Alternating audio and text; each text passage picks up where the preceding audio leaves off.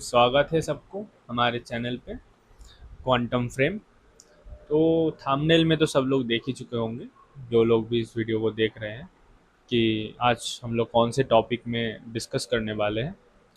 तो पहले के ज़माने में एक ज़माना था जिसमें लोग सोचते थे कि हीट बस एक मिस्टीरियस चीज़ है। मतलब हीट क्या है एक्चुअली, लोग सोचते थे कि इसको बस महसूस ही किया जा सकता है, हम लोग कभी इसको माप नहीं सकते या इस चीज़ को कभी अ, उस तरीके से यूटिलाइज नहीं कर सकते, है ना। मतलब बस ये चीज़ है कि बस इसको फील करो, गर्मी है, ठंडी है, ये सब। तो जैसे और लोग ये समझता था कि हीट इस तरीके से ना, कि वो जैसे जैसे कोई जगह से हीट क्या है, जैसे अगर गर्म जगह पे दूसरे कोई ठंडा वस्तु लाया जाए तो वो गर्म हो जाता है। तो जैसे कि एक फ्लूइड ने एक जगह से दूसरे जगह अपना स्थान परिवर्तन कर लिया, तो वैसे ही ये भी अपना जगह चेंजेस करते रहता है, हीट। फिर आए कुछ साइंटिस्ट, कार्नोट, क्लॉसियस, केल्विन, जिन्होंने हमें उस टाइम में ये दिखाया कि नहीं, हीट बस एक महसूस करने की चीज़ नहीं है, हम इसको महसूस भी कर सकते हैं, है ना। वो बहुत इंपॉर्टेंट है कि इसको महसूस करने के साथ साथ हम इसको मेज़र भी कर सकते हैं, ये एक मेजरेबल क्वांटिटी है। तो अब जैसे हम लोग जैसे बर्फ़ है, अगर हम लोग फ्रिज से निकाल के बाहर रख दिए तो वो क्या हो जाता है, पिघल जाता है। फिर कोई गर्म वस्तु बाहर रखे ओपन में तो क्या होता है, वो ठंडा होने लगता है। तो ये क्यों होता है, वो जो हीट एनर्जी है वो जा कहाँ रहा है, या जो हीट एनर्जी जो आइस एब्जॉर्ब कर रहा है वो कहाँ से आ रहा है ना। ये बहुत सारे सवाल हैं जो कि मतलब अपने आप में ही एक मिस्ट्री है कि अगर एनर्जी जैसे जैसे गर्म वस्तु ठंडा हो रहा है, अगर वो अपना एनर्जी लूज ही ना कर रहा है, हीट एनर्जी छोड़ रहा है, तब ठंडा हो रहा है। अब वो एनर्जी जा कहाँ रहा है, वो खत्म हो रहा है। नहीं ना, खत्म नहीं हो रहा है, क्योंकि एनर्जी कभी खत्म नहीं हो सकता है, ना हम उसको बना सकते। वो क्या करता है, बस एक जगह से दूसरे जगह ट्रांसफर करता है, मतलब जगह बस चेंज कर लेता है वो। जैसे भगवत गीता में भी बताया गया है ना कि हमारे मतलब हमारे जो आत्मा है वो भी तो प्योर एनर्जी है। तो वो क्या करता है, बस शरीर को बदलता है ना। मतलब आत्मा बस शरीर बदलता है, पर आत्मा कभी उसको हम नाश नष्ट कर सकते हैं ना, वो कभी निर्मित हो सकता है। तो वैसे ही थर्मोडायनामिक्स जो है ये बहुत ही एक मैजिकल सब्जेक्ट है और एक फंडामेंटल, मतलब फिजिक्स का अगर कोई टॉपिक्स है जो यूनिवर्सली वैलिड हो, मतलब आप कहीं पे भी चले जाओ, आप मंगल चले जाओ, आप एंड्रोमेडा गैलेक्सी चले जाओ, कहीं पे भी चले जाओ, थर्मोडायनामिक्स का लॉ हर जगह वैलिड होता है, क्योंकि ये एक यूनिवर्सल लॉ माना गया है। इसके जो लॉज है पूरे थ्योरी का, पूरे फिजिक्स का, थर्मल फिजिक्स का या थर्मोडायनेमिक्स का, उसको हमेशा से ही बहुत ही मतलब बहुत ही जोड़ दिया गया है, क्योंकि इस चीज़ को बहुत फंडामेंटल लेवल में ये यूनिवर्सल ट्रूथ है। अब हम लोग पहले कुछ क्वेश्चंस के एनकाउंटर कर लेते हैं, जिस क्वेश्चंस के आंसर हम लोग हमारे पूरे डिस्कशन, ये जो जर्नी होगा थर्मोडायनेमिक्स की दुनिया में, उसमें हम लोग सर्च करने की कोशिश करेंगे सारे क्वेश्चंस के आंसर। और ये सारे जितने भी क्वेश्चंस हम लोग अभी शो करने वाले, डिस्प्ले करने वाले, ये क्वेश्चंस बहुत ही फंडामेंटल बेसिक लेवल का है।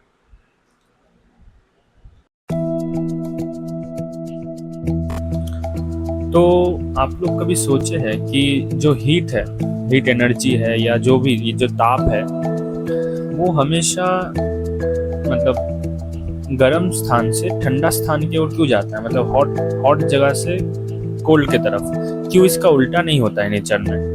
ऐसा क्या है जो इस चीज़ को उल्टा होने से भी रोकता है, कौन सा लॉ है, कौन सा, कैसे ये सब पॉसिबल होता है।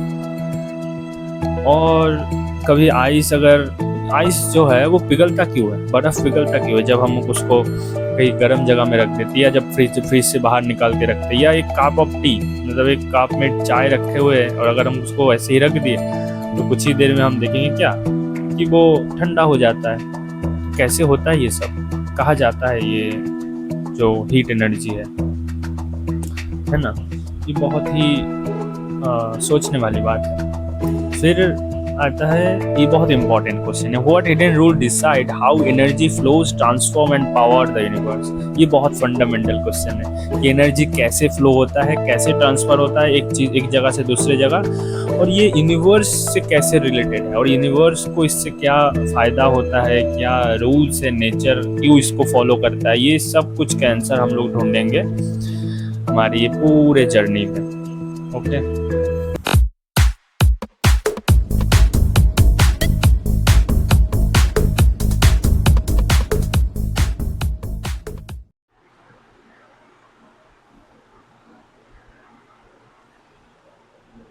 तो हम लोग पहले थर्मोडायनामिक्स का जो डेफिनेशन है वो देख लेते हैं क्या है। It is the branch of physics where we study the quantitative relationship between heat and other form of energy.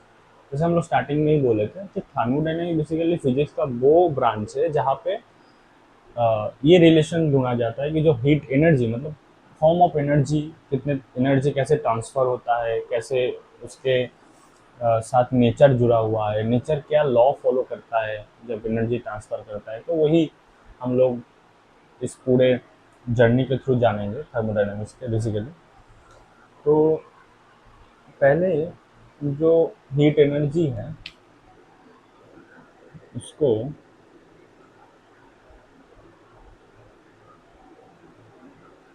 Q से डिनोट किया जाता है, हीट एनर्जी थर्मोडायनामिक्स में।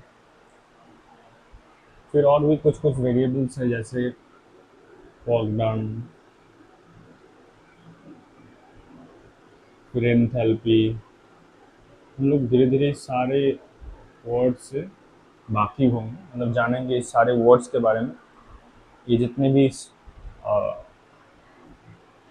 फिर एंथैल्पी के बाद फिर free energy, entropy, entropy, free energy, like that.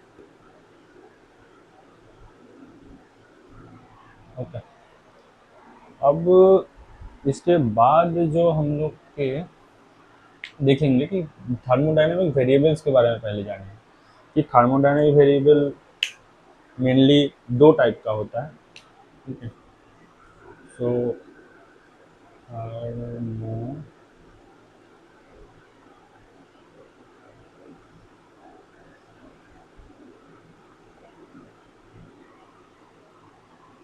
दो पार्ट्स में होता है। एक पार्ट है एक्सटेंसिव वेरिएबल्स,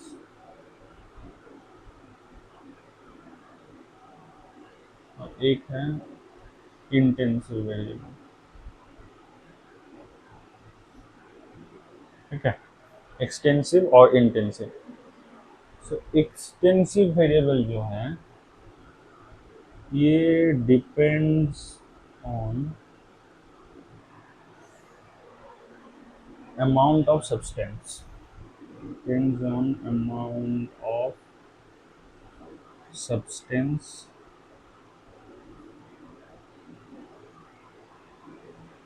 और इंटेंसिव वेरिएबल जो है वो इंडिपेंडेंट अमाउंट ऑफ सब्सटेंस, मतलब कितने सब्सटेंस है सिस्टम में उसमें डिपेंड नहीं करता है, ये इंडिपेंडेंट।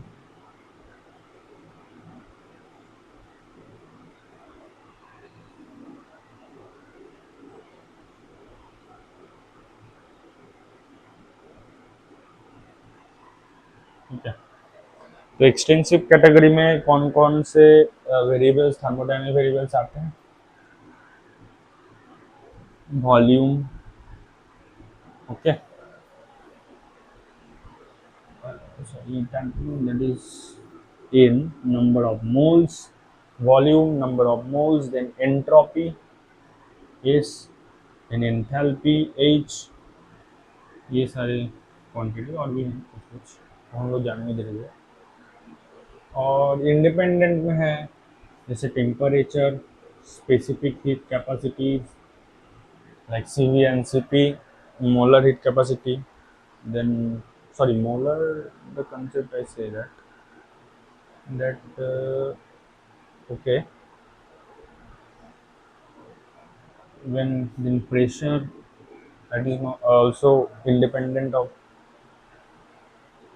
ये इंटेंसिव में आता है, फिर रो भी आता है, डेंसिटी एक्सेट्रा। ठीक है, ये है हमारा थर्मोडायनामिक वेरिएबल्स के पार्ट्स जिसमें ये सब कुछ आता है। अब एक मज़ेदार बात है कि जैसे एंट्रोपी है, ठीक है, एंट्रोपी है कैपिटल एस से डिनोट करता है, ठीक है। और अगर ये एंट्रोपी पार मोल हम लोग ले लेते हैं, एंट्रोपी पार मोल, जिसको हम लोग स्मॉल एस से डिनोट करते हैं, जो कि एज बाई एम है। तो ये जो क्वांटिटी आएगा एंट्रोपी पर मोल, ये हो जाएगा इंटेंसिव, जबकि ये कौन से कैटेगरी में आता है, एक्सटेंसिव में आता है। पर ये जो एंट्रोपी पर मोल है ये हो जाएगा इंटेंसिव।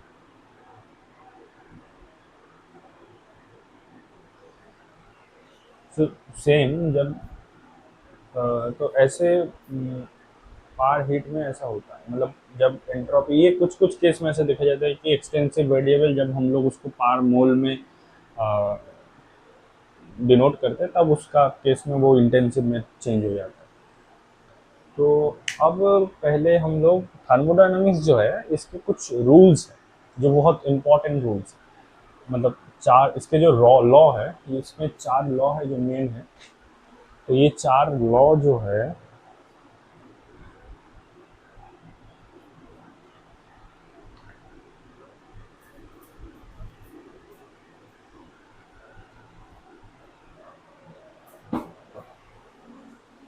तो चार लॉ के जो बेसिकली जो पहला लॉ है ये बहुत इसका क्या है कि इसका नाम जीरोथ लॉ दिया गया है।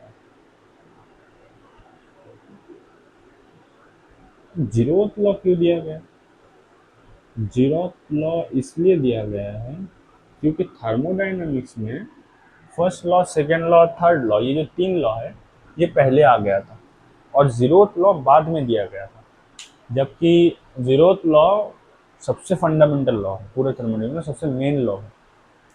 तो इसमें क्या कहते हैं हम लोग इसको थोड़ा समझते हैं, बुकिश लैंग्वेज में नहीं जाएंगे, थोड़ा इसको ऐसे एग्जाम्पल के तौर पे समझेंगे, ठीक है। तो हमारे पास एक ओवरऑल सिस्टम है जहाँ पे हम लोग कुछ सेगमेंट ले लिए, ये ए सिस्टम, बी सिस्टम और सी सिस्टम, ठीक है। अब ए और सी में क्या है, और ये जो पूरे हैं ये ना एक ऐसे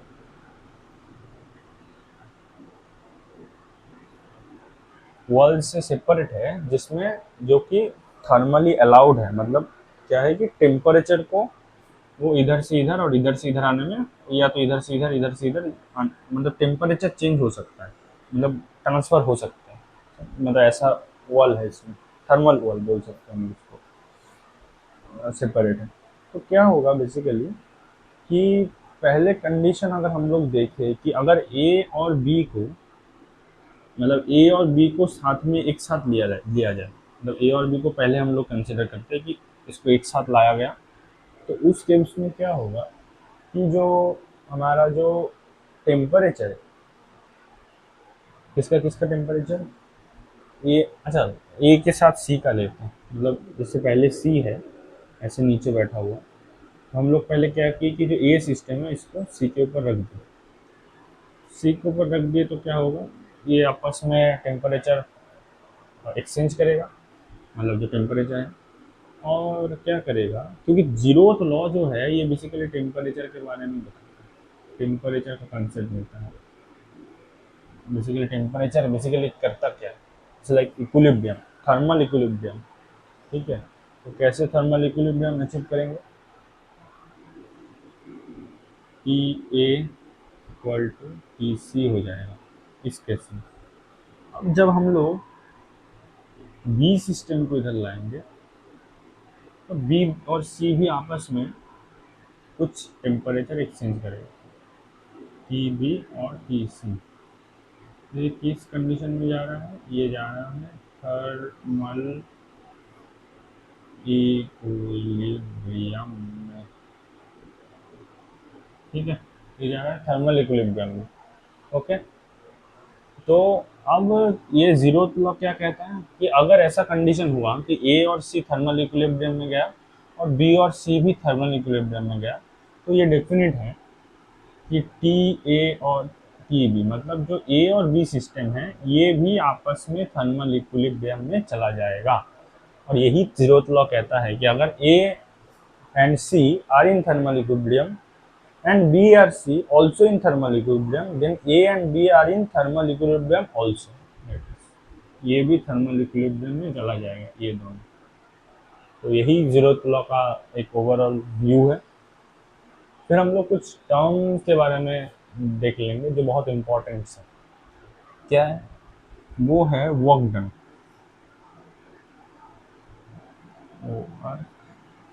डन।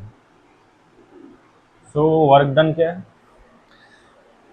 बेसिकली सब जानते हैं हम लोग, जो डेफिनेशन देखते हैं कि W equal to F into D X means force into displacement, और इंटीग्रेशन मतलब उस पूरे पाथ लेंथ में उसका इंटीग्रेशन। ठीक है, मतलब से अगर ए टू बी पॉइंट गए तो इसके पूरे पूरे पूरे पूरे जितना जितना डी एक्स लेंथ हम लोग डिस्प्लेसमेंट लिए उसके ऊपर पूरा के होल के ऊपर इंटीग्रेशन है ना। सो अब ये डी एफ को हम लोग क्या लिख सकते हैं? फोर्स जो है क्या है? फोर्स पर एरिया इक्वल टू प्रेशर। तो प्रेशर को मतलब A into pressure equal to F लिख सकते हैं, मतलब area, cross section area into pressure. तो इसमें हम लोग क्या करेंगे, okay, P A D X, तो ये क्या हो गया, P D V volume element. ये तो एक फॉर्मूला हमको क्या मिला, ये इम्पोर्टेंट है, बहुत जगहों में हम लोग को आगे काम आएगा। वो है W equal to integration over P D V. ठीक है, अब जो मेन है इसके बाद जो टर्म हम लोग को देखना पड़ेगा वो है बेसिकली इन इंटरनल एनर्जी। मतलब एक हर एक सिस्टम अपने अंदर एक इंटरनल एनर्जी स्टोर करता है। हर एक सिस्टम, कोई भी सिस्टम हो, वो अपने अंदर एक इंटरनल एनर्जी रखेगा हमेशा, है ना। तो वो इंटरनल एनर्जी कैसे हम लोग डिनोट करते हैं वो देख लेते हैं।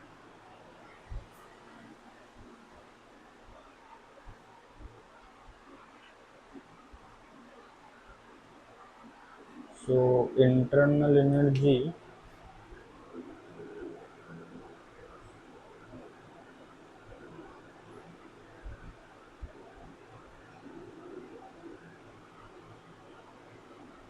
ठीक है, तो इंटरनल एनर्जी बेसिकली क्या है कि it is sum total of internal kinetic energy and internal potential energy, है ना। मतलब क्या कि जो इंटरनल एनर्जी है ये बेसिकली है sum of kinetic energy, basically total energy जैसा ही। जब हम लोग टोटल एनर्जी के बारे में जानते हैं ना, तो वो सम ऑफ काइनेटिक एनर्जी ऐसे लिख देते हैं एंड पोटेंशियल एनर्जी सिस्टम का। तो इसको हम लोग कैसे लिख सकते हैं, हम लोग इसके बारे में और जानेंगे, जैसे स्टेट वेरिएबल्स हो, ये हो। तो एक जान लेते हैं हम लोग, बस एज ए इंफॉर्मेशन हम लोग अभी याद रखेंगे कि इन केस ऑफ आइडियल गैस, है ना, आइडियल गैस मतलब तो ये इक्वेशन फॉलो करता है, P V equal to N. तो in case of ideal gas जो इंटरनल एनर्जी है वो बेसिकली एब्सोल्यूट फंक्शन होता है टाइम, सॉरी, टेम्परेचर का एब्सोल्यूट फंक्शन होता है। और डी यू को N C V D E, C V क्या है, molar heat capacity at, sorry molar नहीं, specific heat capacity at constant volume. Constant volume कहाँ से आ रहा है? ये जो वी सफिक्स में लिखा है कांस्टेंट, हम लोग इसको और भी डिटेल में जानेंगे बाद में ऑब्वियसली, बस अभी हम लोग उसको इंट्रोड्यूस एज ए इंट्रोडक्शन ये चल रहा है कि हम लोग सारे टर्म्स को इंट्रोड्यूस कर रहे हैं, है ना। तो अब एक मज़ेदार चीज़ देखते हैं, ये वर्क डन और इंटरनल एनर्जी, इन दोनों के जो रिलेशंस हैं बेसिकली, है ना। जो वर्क डन हम लोग क्या लिखते थे, ई डी वी। तो एक एक डायग्राम लेते हैं हम लोग, जहाँ पे वाई एक्सिस, एक्स एक्सिस में वी है वॉल्यूम, और एक वाई एक्सिस में पी है प्रेशर। तो इसको पीवी डायग्राम बोला जाता है, इस टाइप के डायग्राम्स को, है। तो there is a point A और ये एक पॉइंट बी है ना। तो अब ए पॉइंट से हम लोग को बी पॉइंट में जाना है। हम लोग एक कर्व लेते हैं जो कि C1, ठीक है। तो अब जैसे वर्क डन, मतलब ए टू बी हम लोग जा रहे हैं, सिस्टम का स्टेट हम लोग ले लेते हैं कि ए स्टेट से बी स्टेट में जा रहा है, तो सिस्टम कितना वर्क डन कर रहा है ना, या हम लोग को उसके ऊपर करना पड़ रहा है, ये भी देखना पड़ेगा। ये वर्क डन का ये बहुत अच्छा कॉन्सेप्ट है, ठीक है। थोड़ा केमिस्ट्री के साथ कंट्राडिक्ट कर जाता है कभी कभी, मतलब कभी नहीं ज़्यादातर, क्योंकि केमिस्ट्री का फिलोसफी अलग है और फिजिक्स का फिलोसफी अलग है। तो W इक्वल टू जो इस कर्व में अगर हम लोग वर्क डन निकालेंगे इस फॉर्मूला के मुताबिक, तो पी डी वी जो इंटीग्रेशन है ना, वो बेसिकली क्या हो जाएगा, वो बेसिकली हो जाएगा एरिया अंडर द कर्व, है ना। मतलब ये वाला एरिया हो जाएगा हमारा work done in PV diagram.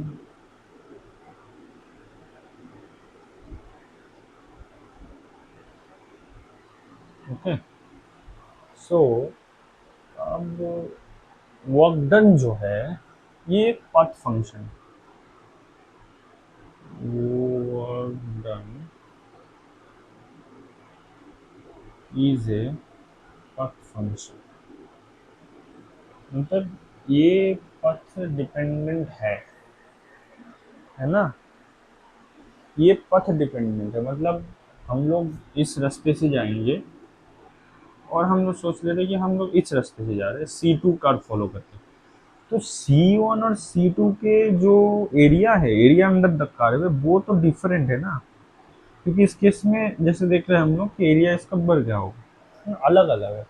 कि जैसे C1 के केस में dv जो है ये नॉट इक्वल टू है C2 के केस में जो पी डी वी है, मतलब वर्क डन हुए।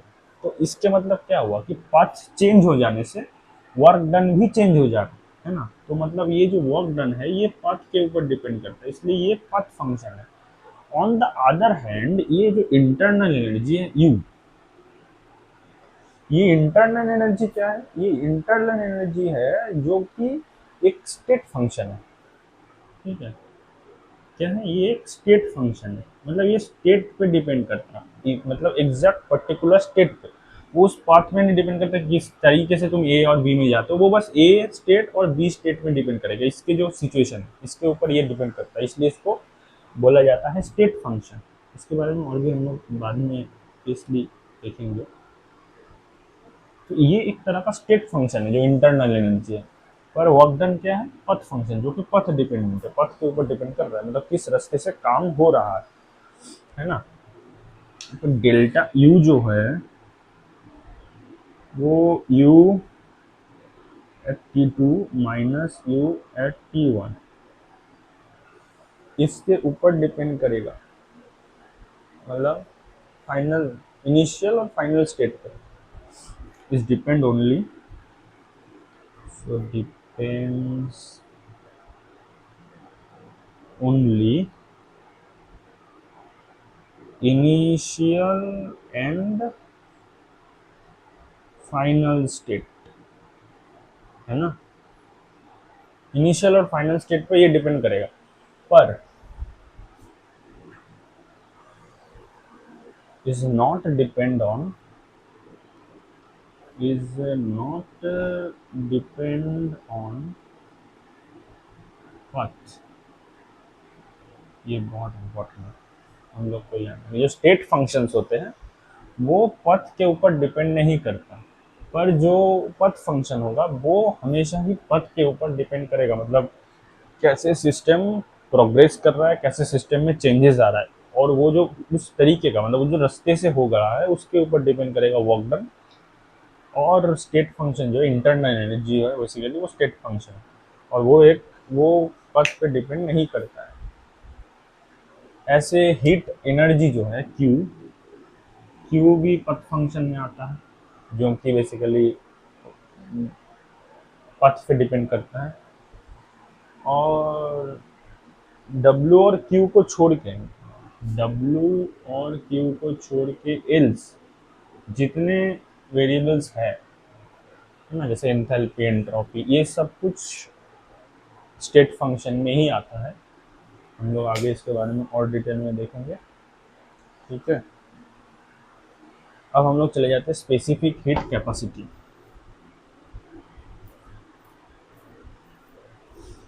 हो गया होगा ये वाला। अब हम लोग देखेंगे इसके बारे में स्पेसिफिक हीट कैपेसिटी।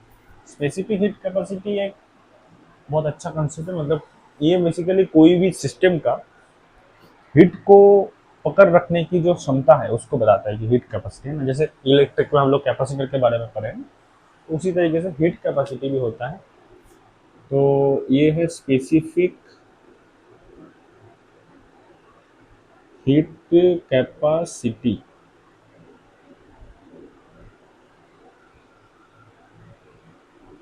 ये heat specific heat capacity mainly दो तरह का होता है, ठीक है, हम लोग देखेंगे। तो पहले हम लोग देख लेते हैं कि हीट एनर्जी जो चेंज है कोई भी सिस्टम में, हम लोग एक कंसीडर करते हैं कि डेल्टा क्यू है जो हीट एनर्जी ट्रांसफर। तो ये ट्रांसफर हो सकता है कि बाहर गया हो या सिस्टम के अंदर आया, वो हम लोग के लिए अभी इम्पोर्टेंट है। अभी हम लोग बस वो हीट एनर्जी को ले रहे हैं डेल्टा क्यू, ठीक है, कि delta Q amount heat energy transfer हुआ है। अब ये जो हीट एनर्जी है ये किम्स के साथ मतलब क्या बोलते हैं इसको, प्रोपोर्शनल होता है, वो एक बार देख लेते हैं।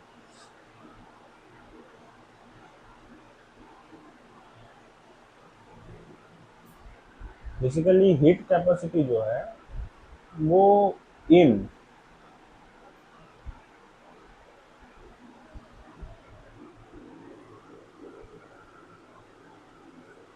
इसके ऊपर प्रोपोर्शनल है एन के साथ। फिर डेल्टा क्यू प्रोपोर्शनल है डेल्टा टी के साथ। मतलब कितना टेम्परेचर में वेरिएशन हो रहा है, चेंज इन टेम्परेचर और जो उसके मोलर मास है ना। अब इनको कंबाइन करके हम लोग लिख सकते हैं क्या, delta Q proportional to M into delta T.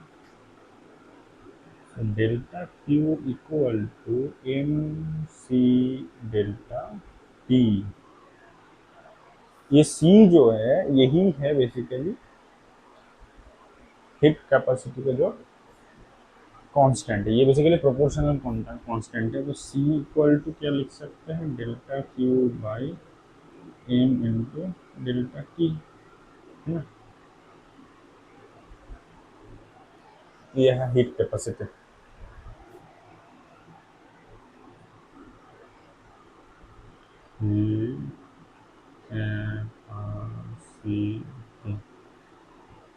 वो स्पेसिफिक हीट कैपेसिटी का मतलब तब क्या है, चलते हैं। तो जैसे अब कुछ कुछ प्रोसेस के बारे में हम लोग आगे जानेंगे कि आइसोथर्मल, फिर एडियाबैटिक, ओके।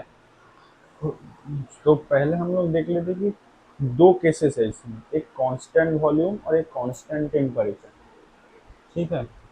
एक कांस्टेंट वॉल्यूम में है।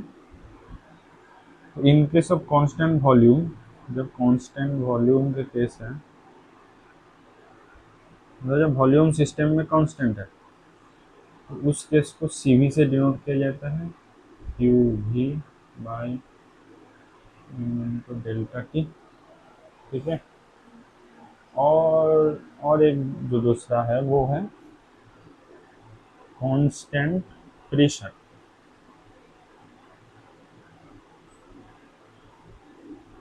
उसको डिनोट किया जाता है सीपी से, और वो है CP equal to CO2 delta T.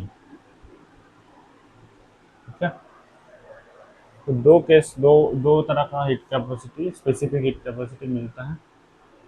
तो स्पेसिफिक, ओके। और जो मोलर हीट कैपेसिटी है ना, मोलर हीट कैपेसिटी मतलब जब इसको हम लोग, ये जो कैपिटल सी है, इसको अगर हम लोग मोलर मास से डिवाइड कर दे तब हम लोग को मिल जाएगा स्मॉल सी। तो ये बेसिकली ये मोलर हीट कैपेसिटी है, मोलर हीट कैपेसिटी। तो अब आगे हम लोग देखते हैं, आगे हम लोग एक फॉर्मूला आता है, ये सीपी माइनस सीवी के जो रिलेशन है उसके बीच में। तो ये एक इन जनरल फॉर्मूला है, बाद में हम लोग हमारे जब इस जर्नी में हम लोग इसको प्रूव करेंगे ऑब्वियसली। अभी के लिए बस इसको, इस फॉर्मूला को लिख लेते हैं, क्योंकि एक छोटा सा प्रूफ हम लोग दिखाएंगे इससे। Del V by del T is partial derivative of volume with respect to T at constant pressure, okay. और del P by del T means derivative, partial derivative with respect to temperature of pressure at constant volume. ठीक है, ये in general एक formula है जो CP minus CV का relation को बताता है। अब यही चीज हम लोग निकालेंगे किसके लिए, देखते हैं। n equal to 1 mole ideal gas के लिए कि ये रिलेशन क्या आता है सीपी माइनस सीवी का। 1 मोल आइडियल गैस, तो 1 मोल आइडियल गैस के लिए क्या हो जाएगा, equation PV equal to R T. तो हमको क्या चाहिए, एक बार del V by del T चाहिए और del P by del T चाहिए। So P equal to R T by V, so del P by del T at constant volume R by V. और दूसरे तरफ चाहिए V equal to R T by P, so del V by del T equal to R by P eight constant pressure at constant volume. ठीक है, सो अब हम लोग इसको पुट करते हैं इस वाले इक्वेशन पे, क्या C P minus C V equal to T into del V by del T का कॉन्स्टेंट प्रेशर हम लोग का आया है आर बाई पी, और फिर del P by del T cube V में आर बाई वी। सो और पी वी इक्वल टू क्या है पता है हम लोग को, आर टी। सो एक आर कट जाएगा, एक टी कट जाएगा, तो क्या मिल गया, C P minus C V equal to R. ये है ओनली फॉर आइडियल गैस, ये याद रखना है, ये हमेशा सबके लिए नहीं है, ये इन जनरल है। ये जो फॉर्मूला है ये इन जनरल है, ये सब में लगता है हर एक सिस्टम पे। पर पर्टिकुलरली अगर हम लोग आइडियल गैस की सिचुएशन लें तो ये जो रिलेशन ये बस only valid for ideal gas, और कोई जिसके लिए ये वैलिड नहीं है। ठीक है, ओके। अब हम आगे बढ़ते हैं, सिस्टम्स के बारे में देख लेते हैं थोड़ा कि सिस्टम कितनी तरह का हो सकता है हमारे पास जब हम लोग नेचर को लेकर डील कर रहे हैं, है ना। तो ऑब्वियसली इसमें कितना आएगा देखते हैं।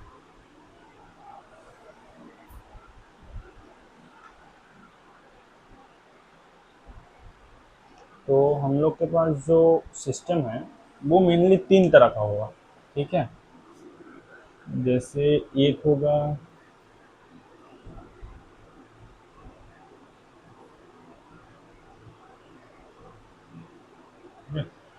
हम लोग के पास 3 अलग अलग सिस्टम होगा, जिसमें से फर्स्ट जो है वो है ओपन सिस्टम।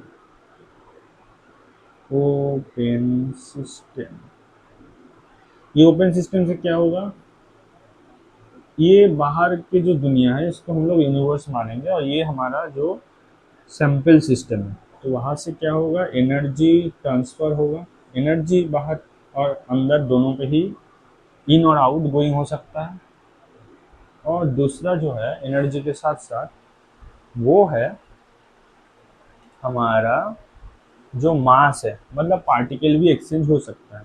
एक्सचेंज मीन मतलब इससे पार्टिकल जैसे जैसे हो गया, जैसे पानी है अगर गर्म कर रहा है तो वो इवापोरेट हो रहा है, तो पानी के मॉलिक्यूल्स कंटेनर से बाहर इन्वायरमेंट में जैसे घुल रहा है और मतलब एयर में जा रहा है।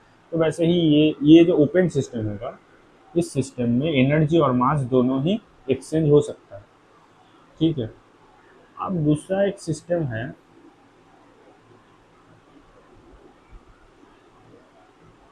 जिसका नाम है क्लोज सिस्टम। ये क्लोज सिस्टम में क्या हो सकता है? क्लोज सिस्टम में एनर्जी तो बाहर जा सकता है, मतलब हम लोग इसके ऊपर ऐसे कुछ मटेरियल से इसको ढक देंगे जिससे, या इसको कवर कर देंगे जिससे एनर्जी तो बाहर जा सकता है ना, एनर्जी बाहर जा सकता है, पर मास बाहर नहीं जा पाएगा। मास अलाउ नहीं है बाहर जाना या आना, मतलब बाहर से कोई मास, एक्स्ट्रा मास अंदर नहीं जा पाएगा और अंदर से कोई मास बाहर नहीं जा पाएगा। बस कौन क्या एक्सचेंज होगा? एनर्जी। इसको बोलते हैं क्लोज सिस्टम। और हमारे पास दूसरा एक सिस्टम रहेगा जिसको लेकर हम लोग डील करेंगे मेनली, और वो है, ओके, तो ये जो सिस्टम है इसको बोला जाता है आइसोलेटेड सिस्टम, है ना। ये है हमारा आइसोलेटेड सिस्टम। ठीक है। और आइसोलेटेड सिस्टम में क्या है? दोनों ही नॉट अलाउड, मीन्स एनर्जी भी नॉट अलाउड है और मास भी नॉट अलाउड, बाहर जाना या आना। इसमें से एनर्जी या मास कोई भी एक्सचेंज नहीं हो सकता। ये आइसोलेटेड सिस्टम है जहाँ पर एनर्जी जा रहा है, मास नहीं चेंज हो, एक्सचेंज मास एक्सचेंज नहीं हो रहा है, वो है क्लोज सिस्टम। वहाँ पे जहाँ पे एनर्जी और मास दोनों ही एक्सचेंज हो रहा है वो है ओपन सिस्टम। ठीक है। अब आगे बढ़ जाते हैं हम लोग। अब हम लोग एक डेफिनेशन देख लेते हैं, वो है state of a system. State of a system, अवस्था, है ना। State of a system, so how that is going? State of a system, it is the condition of existence of a particular system। ठीक है। State of the system मतलब क्या है कि ये इट इज द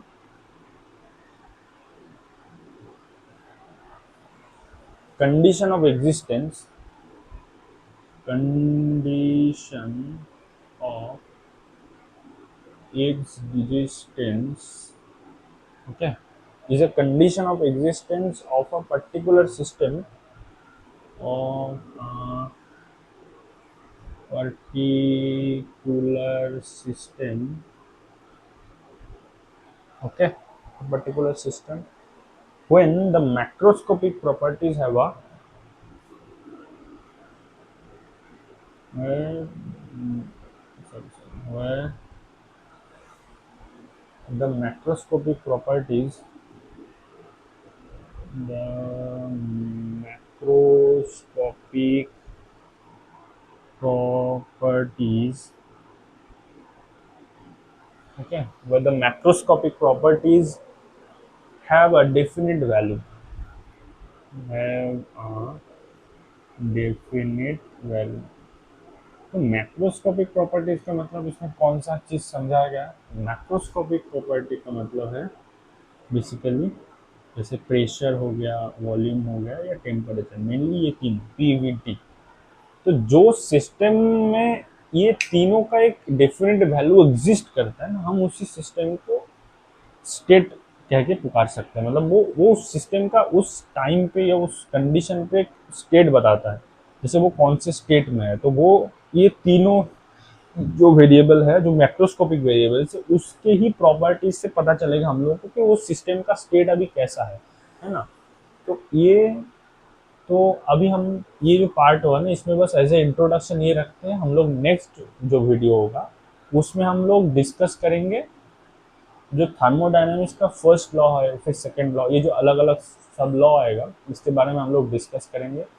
और इसके साथ साथ हम लोग प्रॉब्लम को भी फेस करेंगे कि क्या क्या प्रॉब्लम से मतलब इस लॉ को यूज़ करके इसके एप्लीकेशन से क्या क्या सॉल्यूशन किया जाए, मतलब क्या क्या क्वेश्चन के सवाल हम लोग ढूंढ सकते हैं। जो क्वेश्चन हम लोग पहले देखे थे स्टार्टिंग में वीडियो के, उसको ही हम लोग यूटिलाइज करने की कोशिश करेंगे। तो ये है, तो चलते हैं, ओके बाय।